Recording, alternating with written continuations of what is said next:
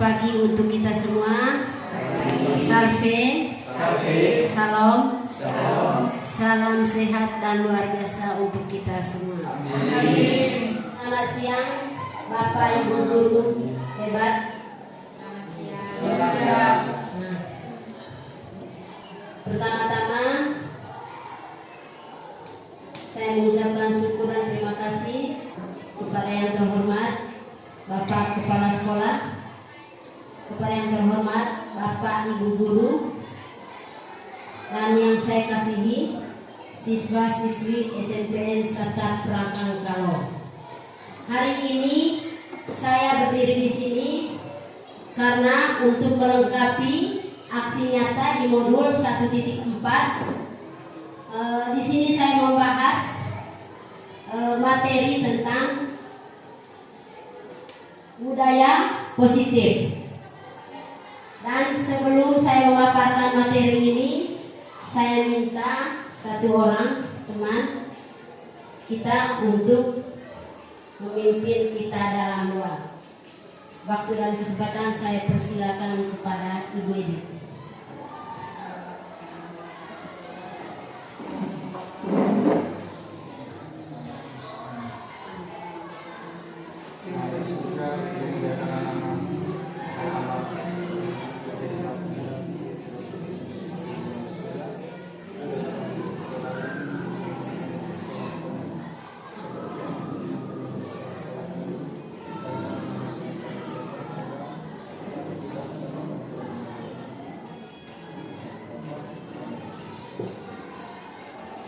Dimulai. Hari ini saya memberikan kesempatan kepada Bapak Kepala Sekolah untuk menyampaikan. Saya persilakan. Duduk ke tempat diri. Rasa berdiri saja. Selamat pagi semuanya. Selamat pagi. Anak-anak selamat pagi. Pagi Pak. Baik, terima kasih atas kesempatan yang diberikan oleh teman kita Ibu Riz sebagai calon guru penggerak pada angkatan yang ke-9 yang hari ini akan mempresentasikan aksi nyatanya pada modul 1.4 kepada kita semua. Dan yang pertama, sebagai insan beriman tentu kita patut lambungkan puji dan syukur kehadirat Tuhan karena berkatnya maka kita semua dapat hadir di tempat ini dalam keadaan sehat, dalam keadaan yang bahagia. Yang berikutnya apresiasi kepada Ibu Riz sebagai calon guru penggerak yang saat ini sudah melewati loka karya yang ketiga, mulai dari loka karya orientasi, loka karya 1 dan loka karya 2. Tinggal 3 loka karya lagi. Maka empat loka karya lagi, maka kegiatan guru penggerak ini nanti akan berakhir. Lalu nanti akan dilanjuti oleh teman-teman yang sekarang sudah pada tahap seleksi dan juga ada yang seleksi awal. Dan tentunya kita berharap di sekolah kita ini setiap angkatan selalu memberikan kontribusi untuk para calon guru penggerak dan akan menjadi guru penggerak nantinya. Sebelumnya kita perlu aplaus dulu untuk sekolah kita Bapak Ibu. Baik, saya pikir hal ini bukan hal baru lagi ya untuk kita. Mulai dari angkatan ketiga kemarin, angkatan ke-6 dan sekarang pada angkatan yang ke-9 diseminarkan lagi, dijelaskan lagi. Dan tentunya Bapak Ibu sudah melakukan banyak budaya positif di dalam kelas, baik sebagai guru mata pelajaran, sebagai wali kelas, dan juga sebagai kepala sekolah, sebagai pimpinan. Dan tentunya budaya positif ini juga kita sering evaluasi ya. Memang kadang penerapan budaya positif ini tidak segampang seperti apa yang kita ucapkan. Kadang-kadang setelah kita berikan misalnya satu tindakan kepada peserta didik dan juga kepada rekan sejawat, namun tidak konsisten dilaksanakan sehingga pada waktu kemudian hari terdapat pelanggaran-pelanggaran. Dan tentunya Untuk memperkecil pelanggaran-pelanggaran ini perlu dikuatkan kembali, disosialisasikan kembali, baik kepada sesama rekan sejawat, kepada anak-anak dan juga kepada orang tua. Kepada orang tua kemarin kita sudah mensosialisasikan tentang budaya positif lewat rapat komite, dan hasilnya tinggal kita sebarkan kepada orang tua untuk menjadi satu indikator agar dengan adanya aturan-aturan sekolah, hal ini juga dapat mengikat pergerakan anak-anak supaya mereka tidak bebas. Begitu juga kepada guru-guru. Nah, bersyukur hari ini ada perwakilan dari anak-anak. Dan tentunya kita berharap anak-anak ini nanti bukan hanya diberikan pengetahuan knowledge saja, tetapi bagaimana mentalnya, moralnya, sikapnya, keterampilannya itu yang harus kita kuatkan di sekolah, sehingga nanti mereka akan tumbuh sesuai dengan capaian mereka masing-masing dan selanjutnya akan menjadi berguna, terutama untuk karakter, karena nanti mereka adalah calon-calon masyarakat yang sekarang ada di sekolah. Baik Bapak Ibu, mungkin itu saja yang dapat saya sampaikan. Mari kita sama-sama untuk mendengar pemaparan dari Ibu Kristiana, sehingga nanti mungkin ada masukan dari anak-anak dan juga dari para dewan guru terkait dengan penyempurnaan aksi nyata yang diberikan oleh Ibu Rizky ini, karena ini nanti merupakan acuan yang ingin kita evaluasi bersama dan kita terapkan di sekolah ini ke depannya. Baik Bapak Ibu, mari kita sama-sama dan juga anak-anak sama-sama dukung program yang akan dipaparkan oleh Ibu Rizky ini, sehingga nanti bisa memperkuat lagi visi dan misi sekolah kita. Sekian dari saya kembalikan. Terima kasih. Terima kasih atas pemaparan singkat dari Bapak Kepala Sekolah tentang materi budaya positif. Di sini saya memaparkan materi ini ada 6 poin. Yang pertama, disiplin positif dan nilai-nilai kebajikan universal. Yang kedua, teori motivasi hukuman dan penghargaan restitusi. Ketiga, keyakinan kelas. Keempat, kebutuhan dasar manusia dan dunia berkualitas. Kelima, restitusi 5 posisi kontrol. Keenam, restitusi segitiga restitusi. Kita mulai yang pertama tentang disiplin positif dan nilai-nilai kebajikan universal. Apa makna disiplin?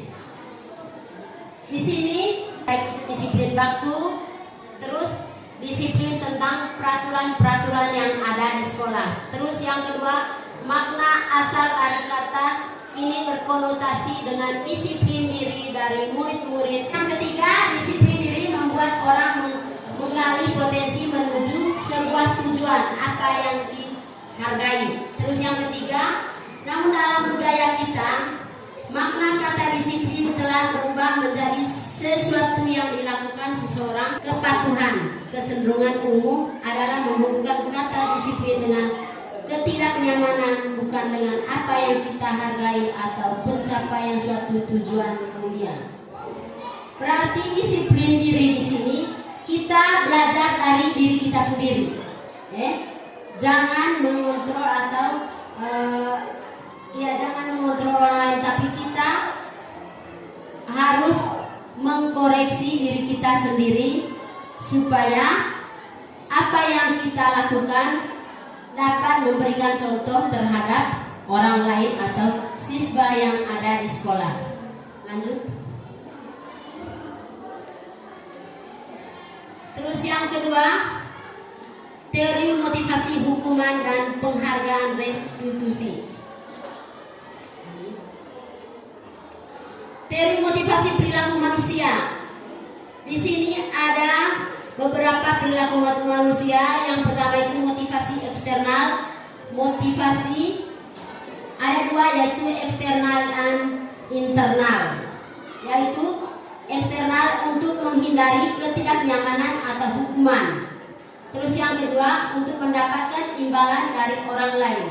Berarti di sini kalau yang eksternal kerja itu atau kita sebagai guru itu mengajar murid itu bukan untuk mengharapkan imbalan, tetapi kita sebagai guru itu benar-benar mendidik murid itu dari hati yang paling dalam, supaya murid kita yang ada di Rangkangkalu ini bisa menjadi manusia yang berguna untuk masa depan mereka dan bangsa dan negara.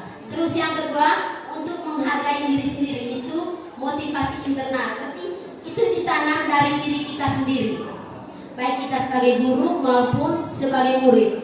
Bagaimana kita menanamkan budaya positif dari diri kita sendiri untuk diterapkan di sekolah atau orang lain. Yang berikutnya, dihukum oleh penghargaan. Di sini biasanya kita memberikan suatu motivasi kepada murid itu mendapatkan penghargaan.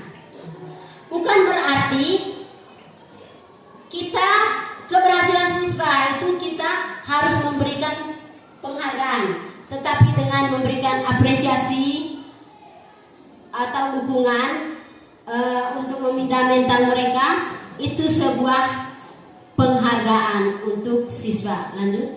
Kedua, dihukum oleh penghargaan. Seperti yang saya jelaskan tadi, penghargaan menurut kualitas. Terus di sini kalau kita sering memberikan penghargaan kepada murid, ada juga di sini pengaruhnya. Yang pertama itu penghargaan menurunkan prosesnya dari awal, bagaimana perkembangan anak di kelas, terus sampai puncak pada ujian, dan terakhirnya penilaian. Dan pada akhir semester baru kita memberikan penghargaan, baik itu berupa piala atau penghargaan-penghargaan yang lain untuk mendorong minat belajar dari siswa. Terus di situ ada tindakan guru. Di sini ada hukumannya seperti apa, konsekuensinya seperti apa. Berarti ada perbedaan antara hukuman dan konsekuensi yang kita berikan kepada murid. Terus lanjut. Dan seperti saya memberikan contoh kemarin itu tentang konsekuensi atau hukuman yang pernah saya buat, konsekuensi terhadap kesalahan yang dilakukan oleh siswa. Lanjut.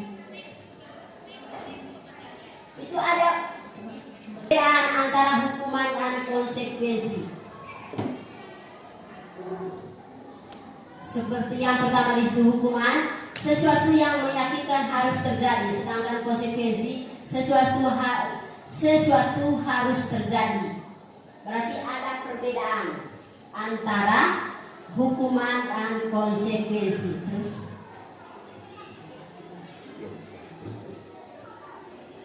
yang berikutnya tentang restitusi. Apa itu restitusi? Di situ restitusi adalah proses menciptakan kondisi bagi murid untuk memperbaiki kesalahan mereka, sehingga mereka bisa kembali pada kelompok mereka dengan karakter yang lebih kuat. Restitusi juga merupakan proses kolaboratif yang mengajarkan murid untuk mencari solusi untuk masalah mereka dan membantu murid berpikir tentang orang seperti apa yang mereka ingin menjadi tujuan mulia dan bagaimana mereka harus memperlakukan orang lain. Terhadap, saya baru paham ketika saya mengikuti CGP Angkatan 9, bagaimana kita mendidik anak atau memberikan konsekuensi terhadap anak yang terlambat datang sekolah. Biasanya sebelumnya, saya jujur saja, kita memberikan bukan konsekuensi lagi, kita langsung memberikan hukuman terhadap anak. Misalnya anak yang datang terlambat, kita tanya hanya sepintas, kenapa terlambat?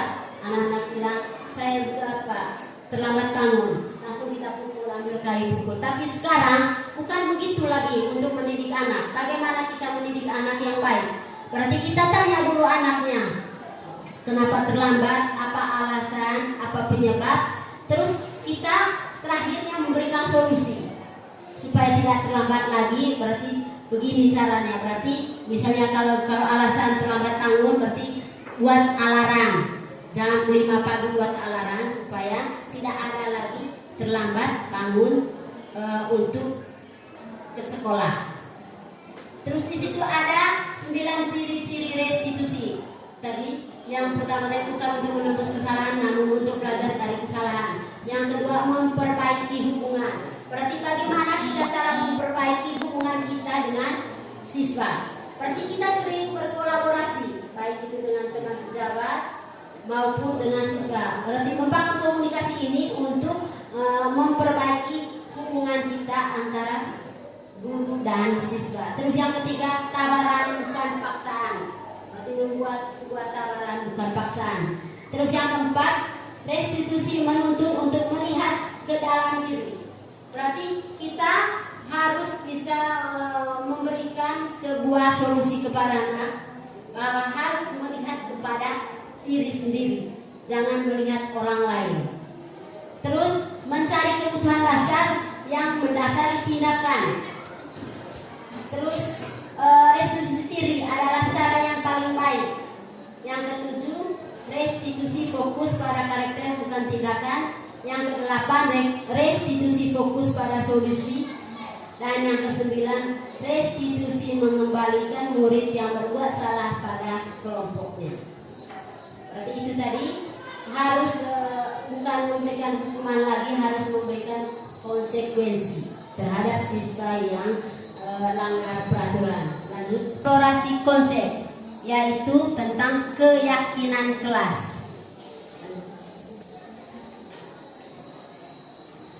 Budaya positif itu ada 3, yaitu di lingkungan positif, keyakinan kelas, dan peraturan kelas. Di dalam budaya positif ini adalah perbedaan, yaitu tentang keyakinan kelas dan peraturan kelas. Seperti apa itu keyakinan kelas dan seperti apa itu peraturan kelas. Lanjut. Ini ada perbedaan di sini. Langsung contoh di sini. Perbedaan antara peraturan kelas dan keyakinan kelas.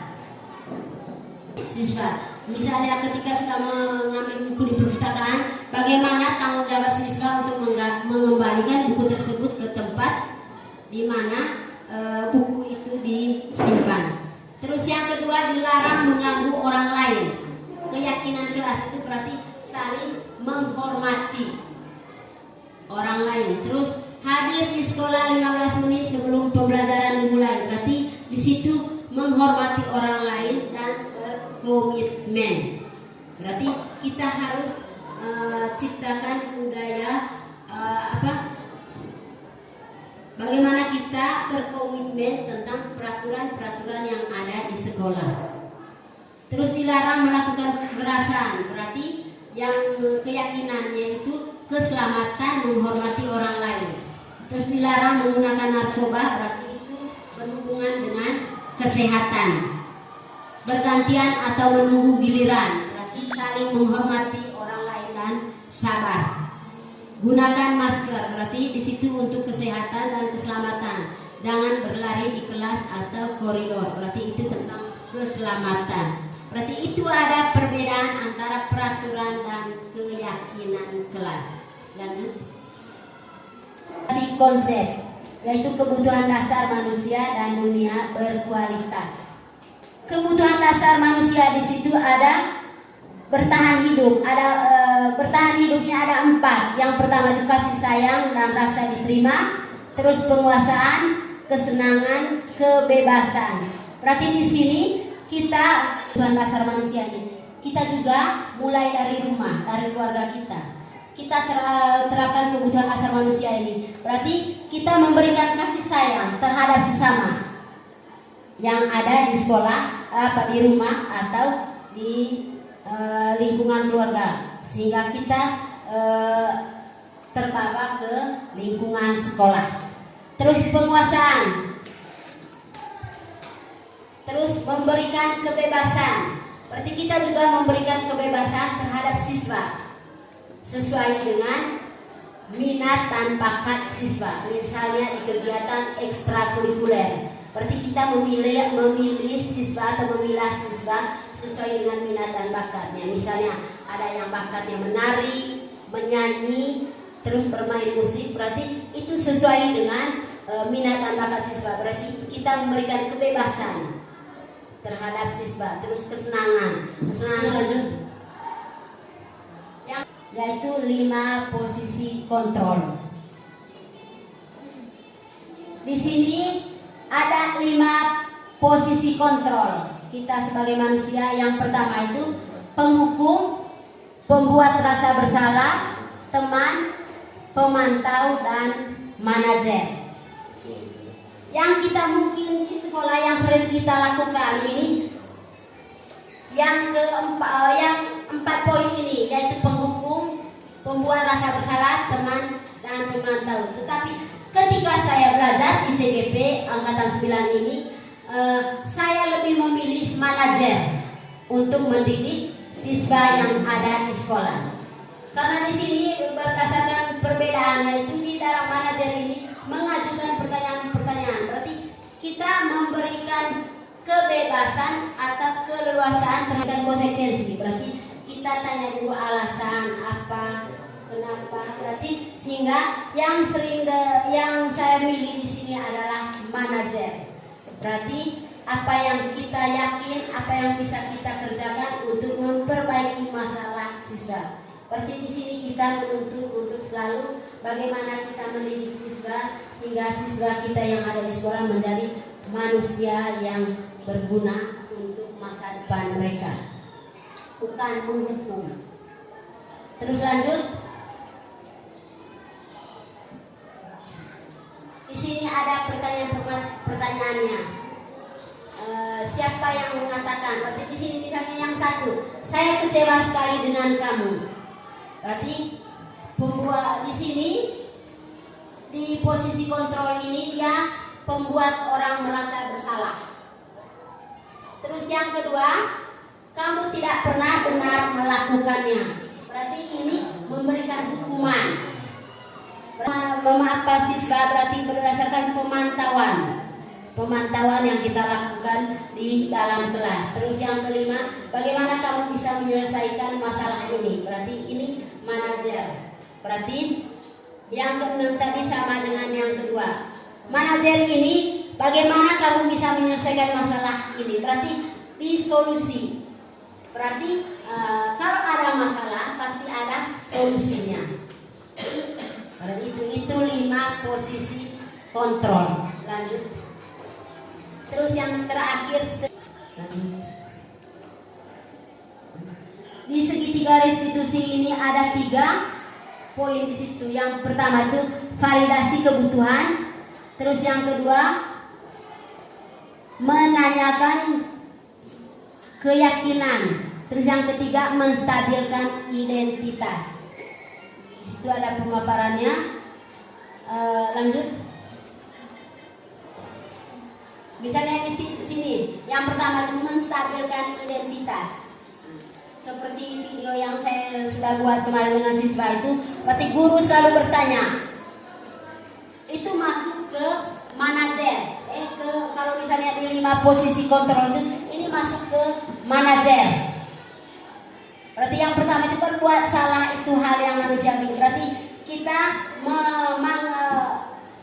memanggil siswa yang bersalah, terus kita tanya berdasarkan pertanyaan di dalam itu. Yang pertama itu berbuat salah itu hal yang manusiawi, tidak ada manusia yang sempurna. Berarti ketika kita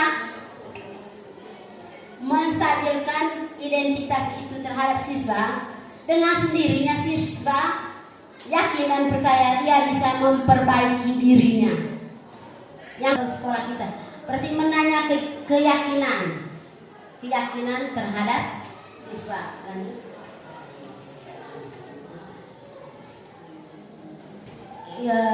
Yang terakhir mungkin itu saja materi saya yang saya paparkan hari ini. Kurang dan lebihnya, apabila ada kesalahan ke sesi diskusi, saya memberikan kesempatan mewakili guru 1 orang dan mewakili siswa 1 orang. Waktu dan kesempatan saya persilakan.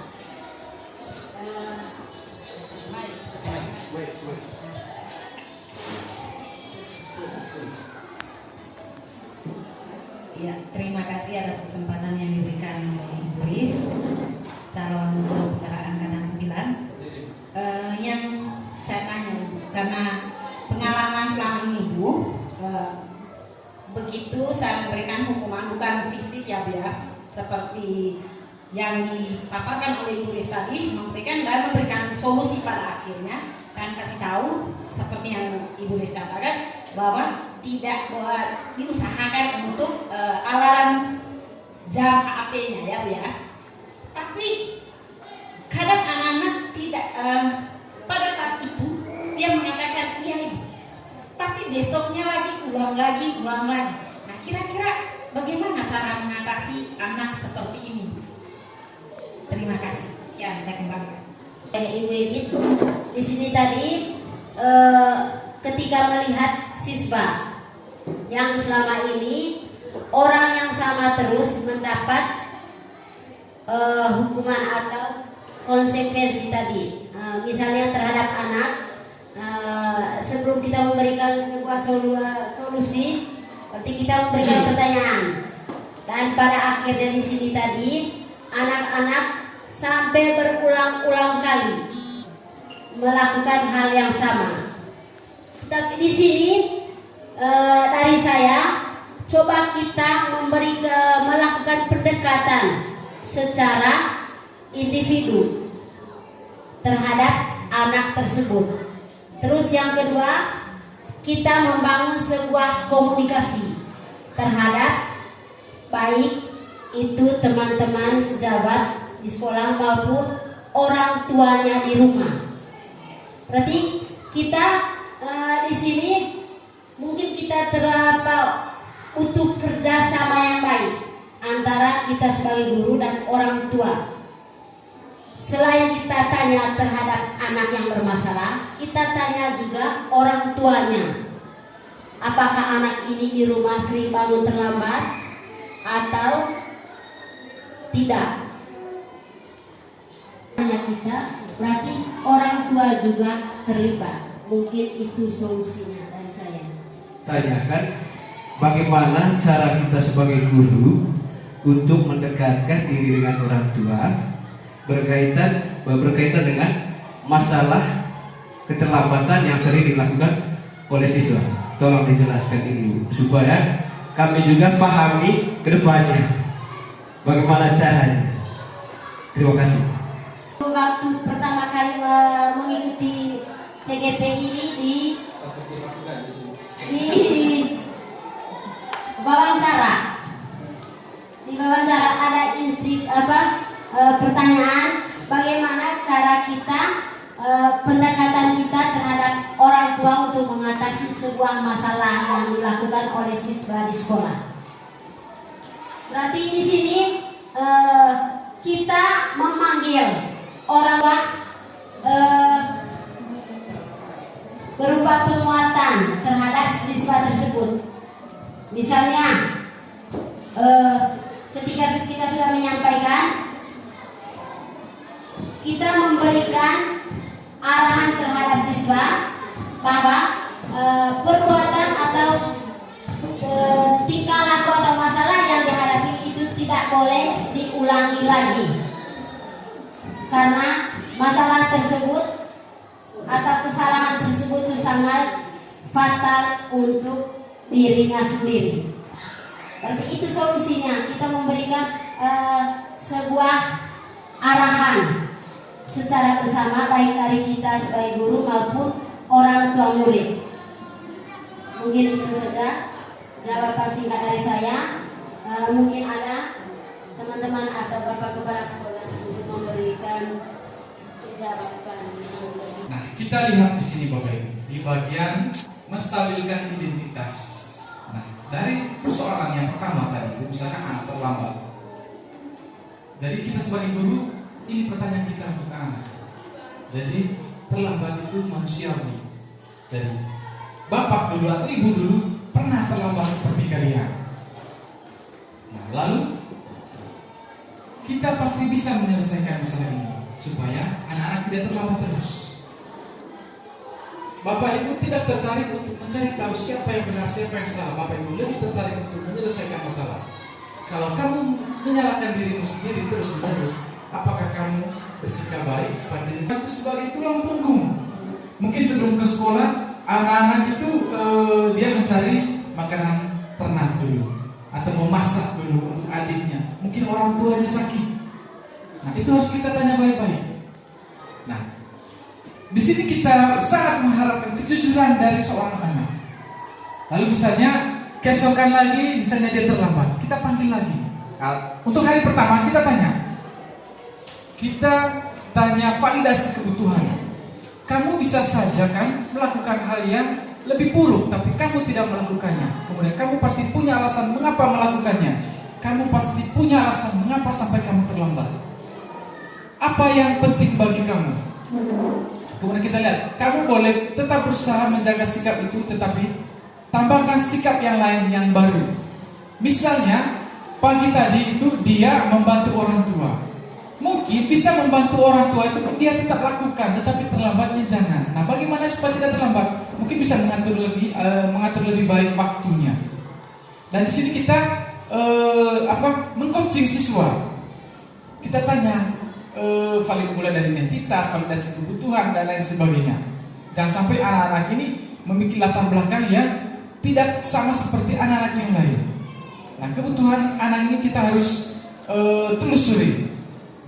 Kemudian setelah itu, misalnya hari kedua kita mengetahui alasan dia terlambat itu seperti ini. Nah, memang sekarang ada anak-anak yang kadang jujur, kemudian ada yang tidak.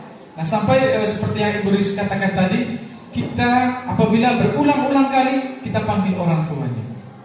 Yang jelas kalau terlambat hari kedua, kita tanyakan kepada anak-anak, anak, kemarin kita sudah melakukan kesepakatan.